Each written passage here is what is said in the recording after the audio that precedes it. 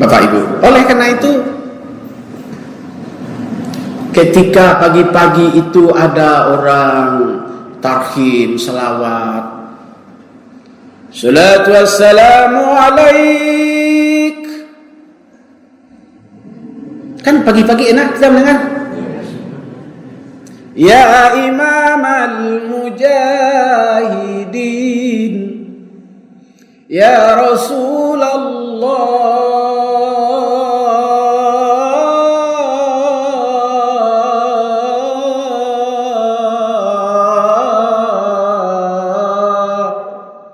misalnya. Oh, kalau begitu berselawat kepada Nabi itu menyejukkan. Berselawat kepada Nabi itu mendamaikan. Nah, maka secara filosofis, secara akademis, secara teoritis, secara kenyataan dalam masyarakat, memperingati Maulid Nabi itu sebuah kemestian. Sebuah kemestian.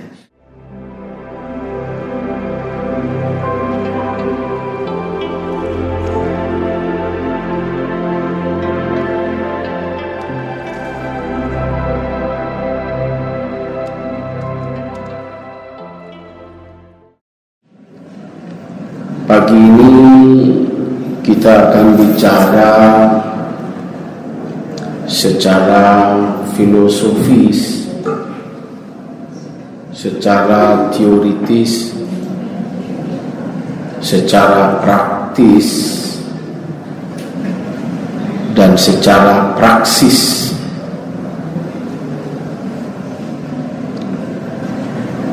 Kehadiran Nabi Muhammad sallallahu alaihi wasallam yang notabene-nya adalah kenapa Nabi Muhammad itu diperingati, kenapa Nabi Muhammad itu dibuat oleh negara tanggal merah yang menjadikan hari libur nasional. Kajian-kajian itu sangat penting karena dalam berpikir, dalam bertindak dan berbuat ada dasar,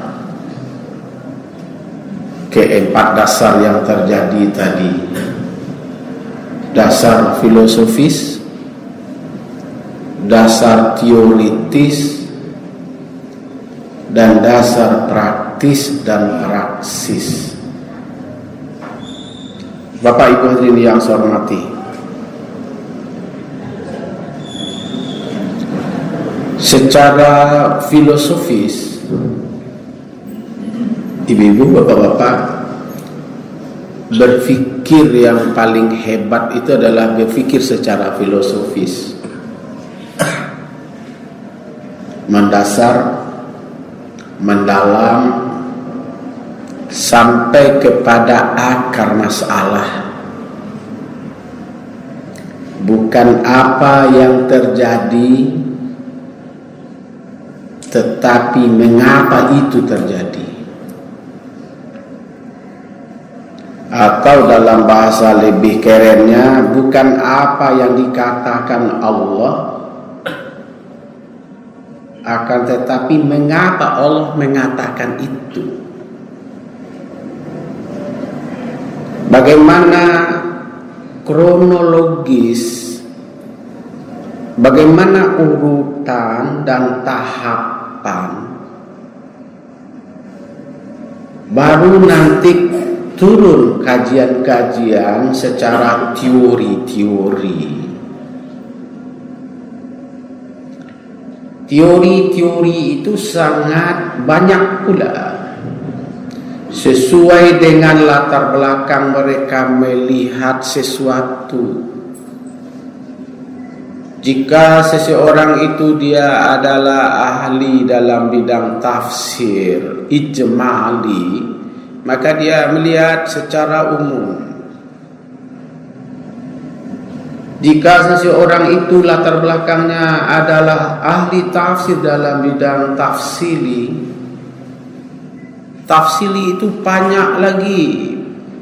Ada tafsir ilmi, ada tafsir isyari, ada tafsir falsafi, ada tafsir fikhi, ada tafsir sufi, ada tafsir ilmu-ilmu eksakta, ada tafsir ahli-ahli ilmu sosial, tafsir dari aspek hukum, aspek ilmu ekonomi, tafsir ahli-ahli ilmu sosial, ilmu psikologi.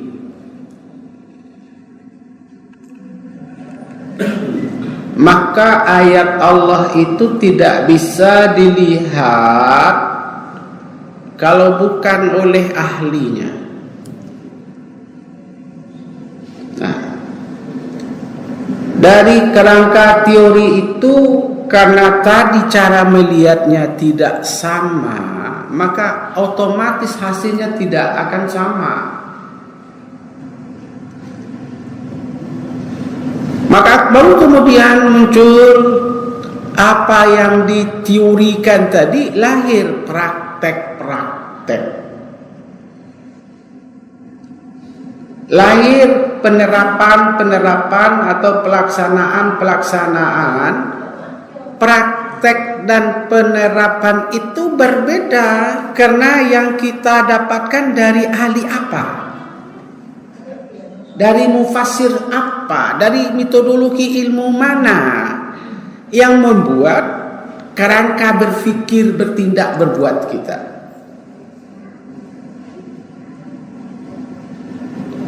Selanjutnya baru dalam bentuk apa yang terjadi dalam masyarakat.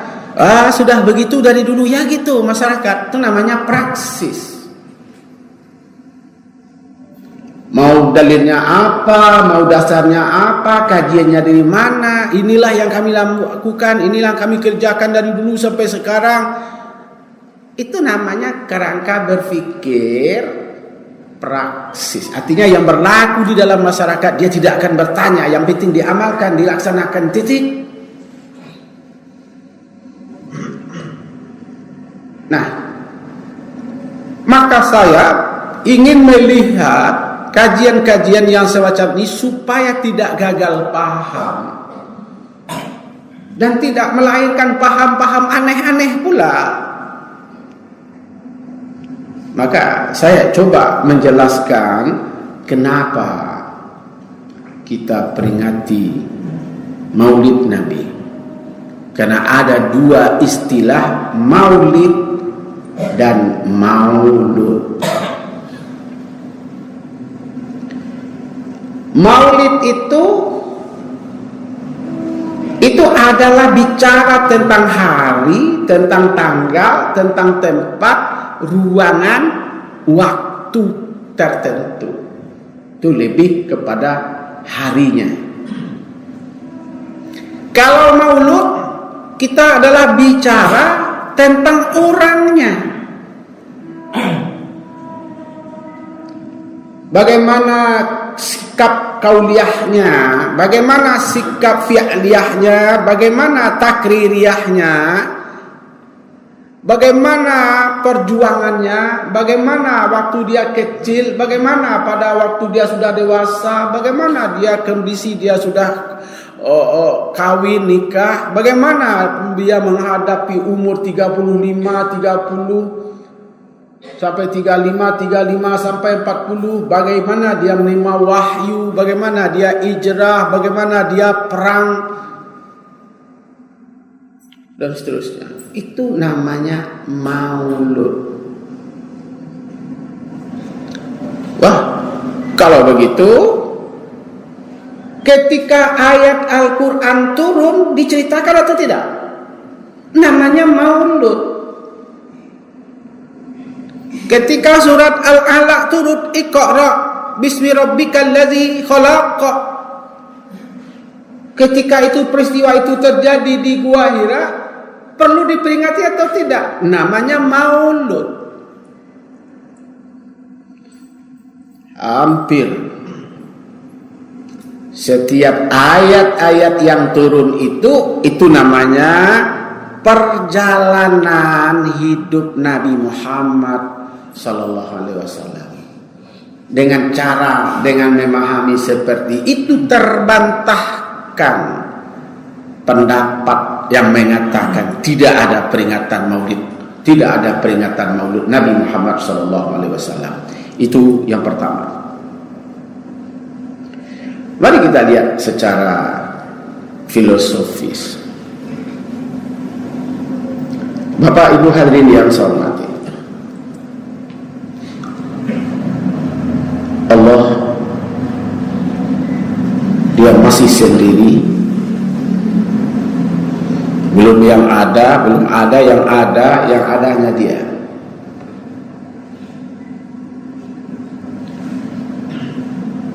Maka Allah perintahkan kepada pena,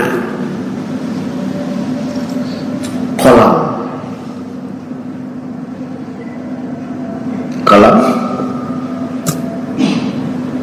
tulis setelah namaku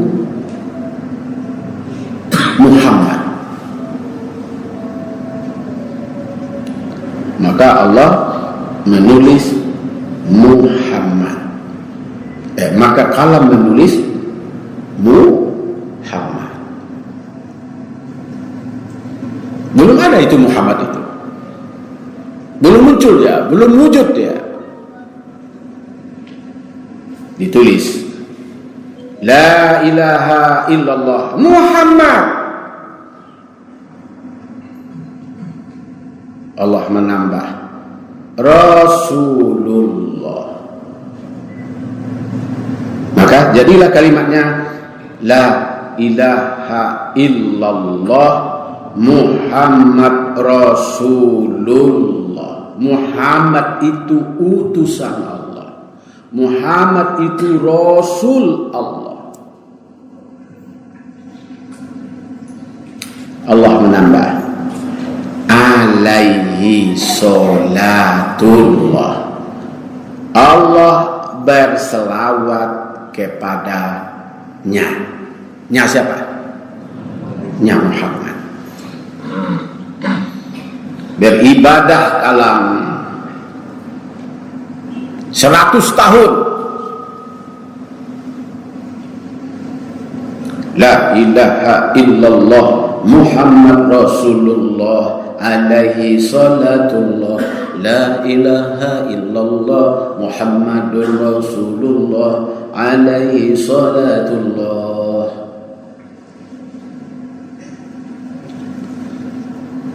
Berselang 100 tahun Allah suruh tulis lagi kepada pena. Pena tulis. Setelah Muhammad itu Nabi.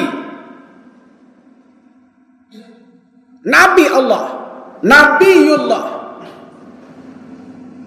Maka menjadi kalimat La ilaha illallah Muhammad Nabiullah alaihi salatullah. Allah bersalawat kepadanya.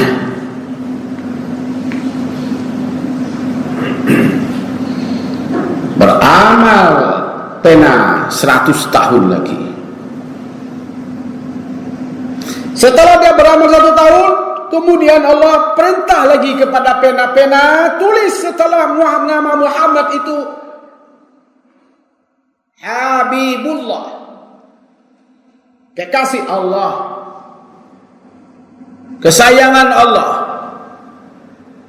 Maka jadilah dia Habibullah. La ilaha illallah Muhammadun Habibullah. Allah tambah alaihi salatullah.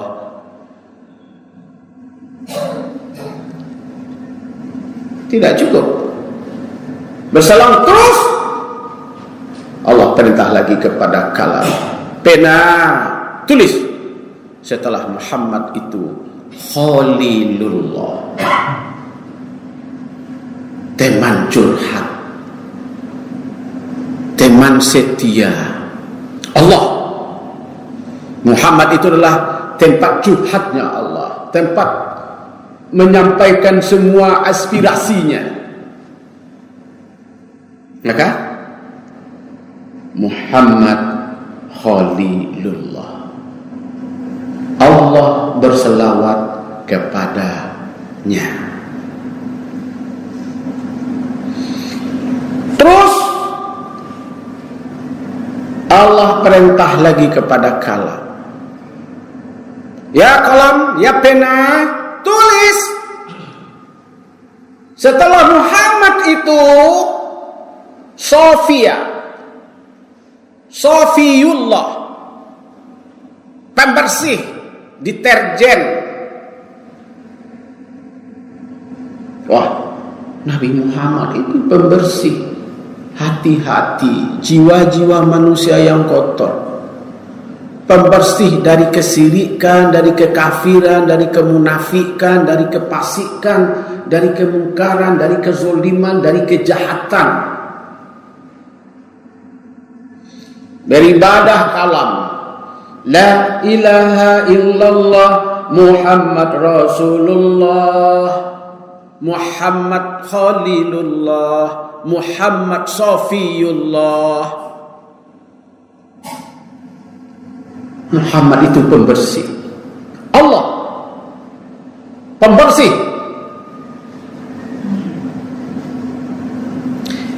Berselang kemudian 100 tahun pula kalam beribadah, datang lagi perintah Allah kepada kalam, kalam tulis. Setelah Muhammad itu Najiyullah, pembebas, membebaskan manusia dari cangkraman hidup yang mengganggu, yang merusak. Itu Muhammad. Baru kemudian Allah suruh tulis lagi kepada kalam. Setelah Najiyullah itu namanya Safiyullah, pengobat, penyembuh. Bapak, Ibu, hadirin jamaah yang dimuliakan Allah Ta'ala, beribadah kalam la ilaha illallah Muhammadun Safiyullah alaihi salatullah. Allah berselawat kepadanya. Terakhir, ya kalam, wahai pena, tulis setelah nama Muhammad itu Safiullah, penolong, pemberi syafaat. Allah berselawat kepadanya, alaihi salatullah. Maka lengkap 800 tahun pena beribadah. La ilaha illallah Muhammadur Rasulullah alaihi salatullah. La ilaha illallah Muhammadun Nabiyullah alaihi salatullah. La ilaha illallah Muhammadun Habibullah alaihi salatullah. La ilaha illallah Muhammadun Khalilullah alaihi salatullah. La ilaha illallah Muhammadun Safiyullah alaihi salatullah. لا إله إلا الله محمد نبي الله عليه صلاة الله لا إله إلا الله محمد سفي الله عليه صلاة الله لا إله إلا الله محمد سفي الله عليه صلاة الله وسلام. Wah, Bapak Ibu, apa namanya? Filosofis. Berpikir secara mendalam, mendasar, menukik sampai ke akar-akarnya sebelum yang ada ini ada. Nah, baru turun teori, baru turun ayat.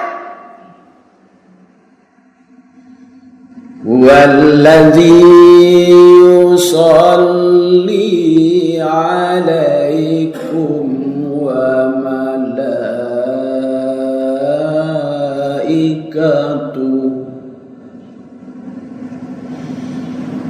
liyukhrijakum minal zulumati ilan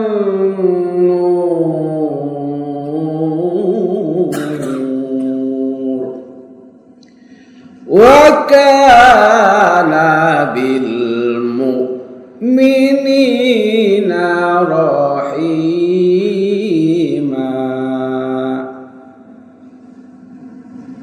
Ia Allah berselawat kepada kamu. Nah, coba Allah berselawat kepada kita. Al-muradu fi hazil ayat man shalla ala nabi. Siapa yang berselawat kepada Nabi? Allah berselawat kepadanya. Nya siapa? Nya siapa? Kita.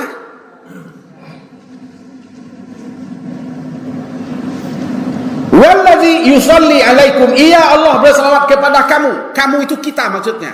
Al-muradu man shalla ala nabi. Siapa yang berselawat kepada Nabi? Allah berselawat kepada kita.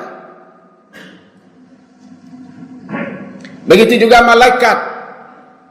Ketika kita berselawat kepada Nabi Muhammad, kepada Rasulullah, kepada Khalilullah, kepada Habibullah, kepada Safiullah, kepada Najiullah, kepada Safiullah tadi, Allah berselawat pula kepada kita. Apa lagi masalah? Untuk apa kita berselawat kepada Nabi itu? Liyukhrijakum minaz zulumati ilan nur.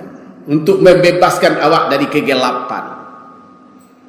Membebaskan kita dari kezoliman. Karena setiap hari kita ini tidak pernah jujur kepada diri kita.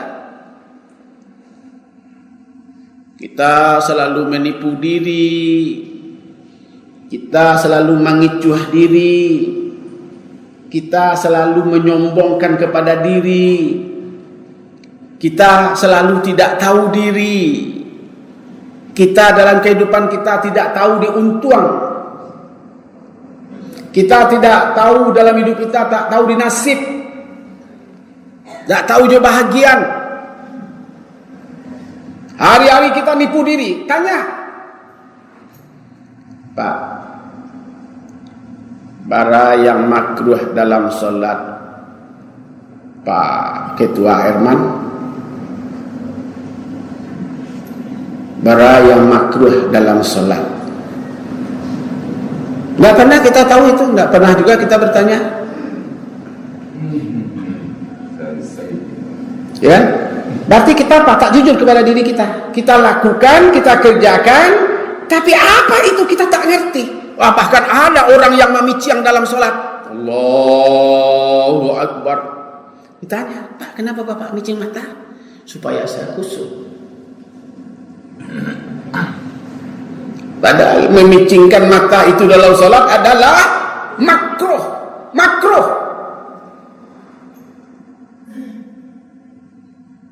Setidaknya ada 21 makruh dalam salat. Tapi bertanya enggak kita? Belajar enggak kita? Yang kita kerjakan pagi, siang, sore, malam, belum lagi yang sunat-sunat. Apa? Nabi Muhammad itu datang liyukhrijakum minaz zulumati ilan nur, untuk membebaskan manusia dari hal-hal yang seperti itu, daripada orang-orang yang menipu dirinya. Karena pada diri Nabi Muhammad itu terdapat 5 karakteristik. Yang namanya pertama al-ahlakul fardiyah, dia punya nilai-nilai kepribadian. Yang kedua al-ahlakul usrah, dia punya nilai-nilai kekeluargaan. Yang ketiga adalah al-ahlakul ijtimaiyah wal iktisadiyah, dia punya nilai-nilai sosial, kemasyarakatan dan nilai-nilai ekonomi dan kepentingan umat bersama. Pada diri Nabi Muhammad itu terdapat al-ahlakus siyasah, nilai-nilai kepemimpinan.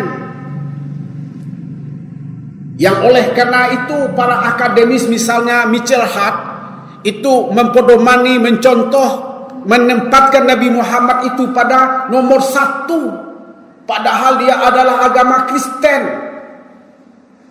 Begitu juga Montgomery Ward, seorang ahli sejarah dunia tentang Nabi SAW, beragama Katolik.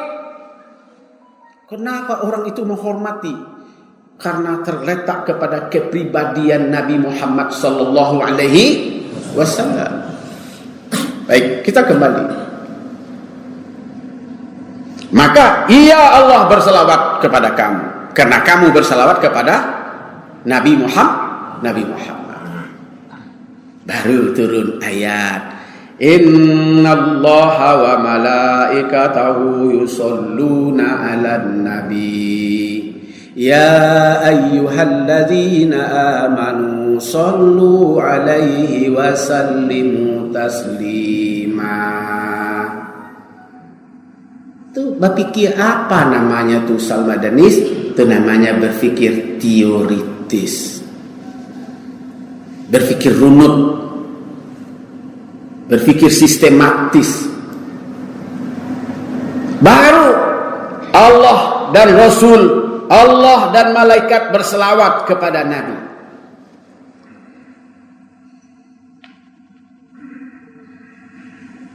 Ya ayyuhalladzina amanu sallu, wahai orang-orang yang beriman, berselawatlah kamu kepada Nabi. Dan berikanlah ucapan keselamatan kepadanya, agar kamu taslimah, agar kamu selamat. Baru turun hadis, sekian, sejumlah hadis. Misalnya, man shalla alayya wahidatan, siapa yang berselawat kepadaku 1 kali, Allahu wa malaikatahu yusallu alaikum asratan. Siapa yang berselawat kepadaku 1 kali, Allah berselawat kepadanya 10 kali. Kira-kira Nabi Muhammad itu siapa ya? Bapak-bapak, kira-kira menurut Bapak Nabi Muhammad itu siapa ya? Wajar nggak? Pantas nggak kita peringati? Pantas nggak kita bicarakan?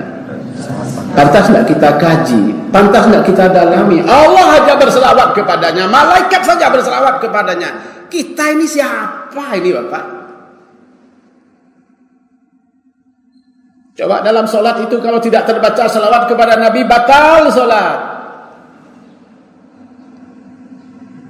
Berdoa kita tidak berselawat kepada Nabi, batal doa karena tidak memenuhi rukun. Khotib di atas mimbar ini tak terbaca olehnya selawat kepada Nabi, batal khutbah. Orang yang kurang berselawat kepada Nabi galau hidupnya. Galau hidupnya. Apa yang kurang? Pangkat sudah, jabatan tua, segala ada, anak sudah lengkap, sudah bekerja, semua sudah punya rumah, sudah punya mobil.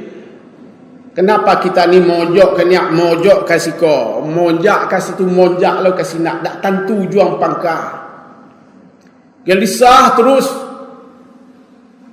Seperti ikan yang dikeluarkan dari air, sesak napas terus dia, karena dia tidak di dalam air. Air penyenang di dalam diri kita ini, Bapak Ibu, selawat. Selawat kepada Nabi Muhammad sallallahu alaihi wasallam. Ini yang tidak kita lakukan. Kita kurang bersalah. Bahkan kita katakan pula orang yang bersalawat itu bid'ah. Kita sebut pula orang yang bersalawat itu tidak ada itu pada zaman Nabi.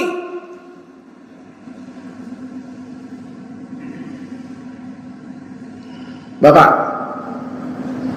oleh karena itu patut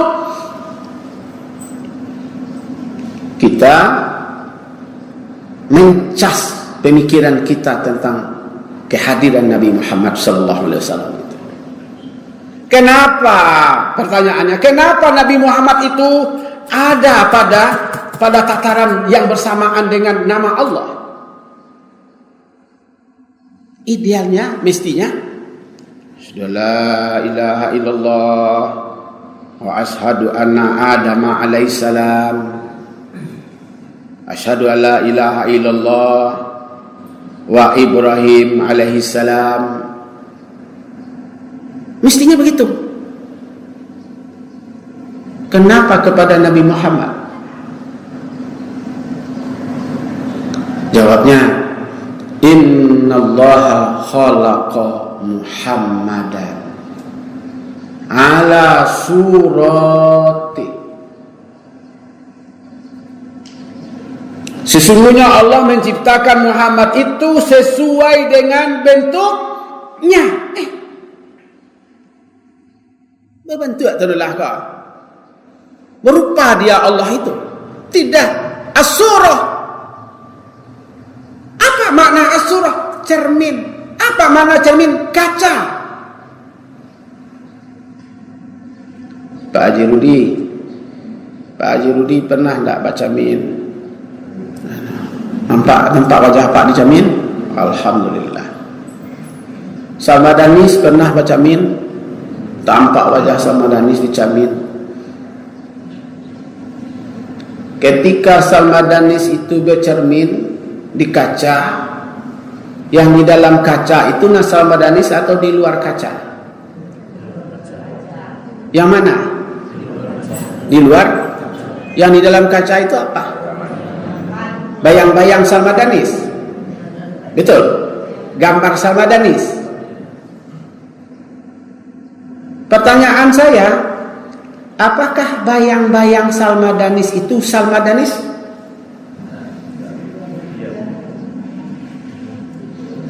Apakah gambar Salma Danis itu Salma Danis? Bagaimana jawab Bapak? Saya ulang lagi. Ibu-ibu pernah bercermin?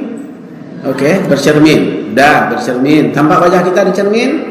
Tampak. Yang mana yang ibu? Yang di dalam cermin atau yang di luar cermin? Yang di dalam cermin? Bayang-bayangan. Bayangan-bayangan itukah kita? Ya.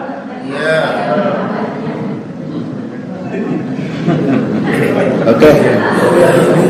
Yang benar ini, yang benar jawabnya.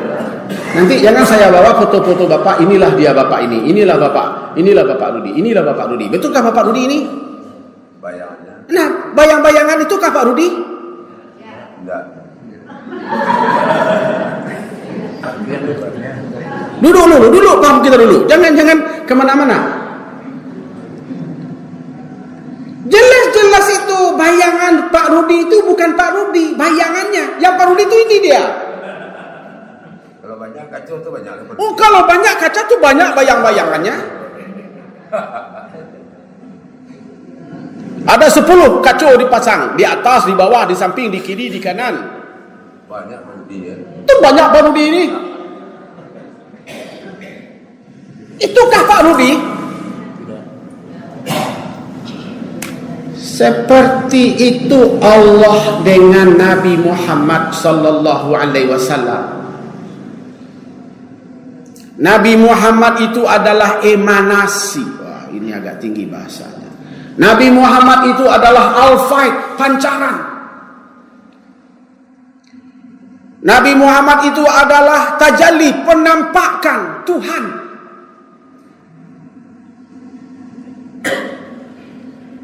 Bapak-bapak, Nabi Muhammad itu laqad kana lakum fi rasulillahi uswatun hasanah. Dia penampakan yang terbaik dari seluruh wujud alam ini. Oh, pantas. Asyhadu an la ilaha illallah wa asyhadu anna Muhammadar Rasulullah. Cocok. Yang benarnya itu kalau menurut saya Bapak-bapak, asyhadu an la ilaha illallah wa asyhadu anna Salmadanis alaihi salam. Beko de Pak Rudi dibuat elok derakang nama. Asyhadu an la ilaha illallah wa Rudi alaihi salam wa Herman alaihi salam. Ya betul tu. Apa buat tu diikut nama Pak seorang. Bagi kira dicocok. Setuju tak kita? Kenapa Bapak tidak setuju? Karena Bapak baca sejarahnya tidak ada tadi. Filosofisnya tidak ketemu, teorinya tidak ketemu, prakteknya tidak ada. Apalagi kenyataan di lapangan, kita buat-buat saja. Besok ini Bapak karena sudah menangaji dengan Samadanis ini, kita rubah syahadat kita. Asyhadu an la ilaha illallah wa asyhadu anna Salmadanis Rasulullah. Ya betul tak? Bisa? Kenapa Bapak tidak mau? Karena ada kerangka filosofisnya, tidak ada kerangka teorisnya, tidak ada kerangka praktisnya, apalagi kerangka praksisnya. Bapak Ibu, oleh karena itu ketika pagi-pagi itu ada orang tarhim, selawat, salatu wassalamu alaik. Kan pagi-pagi enak kita mendengar. Ya Imam al-Mujahidin, Ya Rasulullah,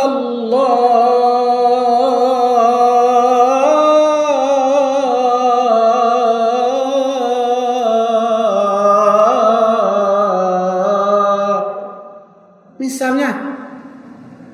Oh, kalau begitu berselawat kepada Nabi itu menyejukkan. Berselawat kepada Nabi itu mendamaikan. Nah, maka secara filosofis, secara akademis, secara teoritis, secara kenyataan dalam masyarakat memperingati Maulid Nabi itu sebuah kemestian. Agar kita tidak gagal paham, jangan pula kita ikut-ikutan, karena orang-orang yang mengatakan itu analis saya, dia tidak mengaji secara filosofis, dia tidak mengaji pula secara teoritis, yang dicaliaknya bahwa Nabi pada zaman itu seperti itu, ya tidak ada sekarang, ya maka tidak ada. Apa namanya berfikirnya? Tidak salah, itu orang yang berfikir normatif, itu orang yang berfikir hitam putih. Salahkah dia? Tidak. Ya. Adakah Nabi begini pada zaman Nabi itu? Tidak ada. Ya karena sudah tidak ada. Kalau diadakan bagaimana namanya? Mengada-adakan. Yang mengada-adakan itu salah menurut mereka. Salah mulakah mereka berpikir seperti itu? Tidak. Tinggal lagi bagaimana kita menjelaskan kepada mereka secara filosofis, secara teoritis, secara praktis, dan secara praksis yang hidup dalam masyarakat. Pada sekolah kaji kita hari ini dulu, semoga bermanfaat. dan Allah meridhoi dan melindungi kita semua. Untuk itu himbauan saya, marilah kita banyak berselawat kepada Nabi Muhammad sallallahu alaihi wasallam. Fa'tabiru ya ulil albab. Wassalamualaikum warahmatullahi wabarakatuh.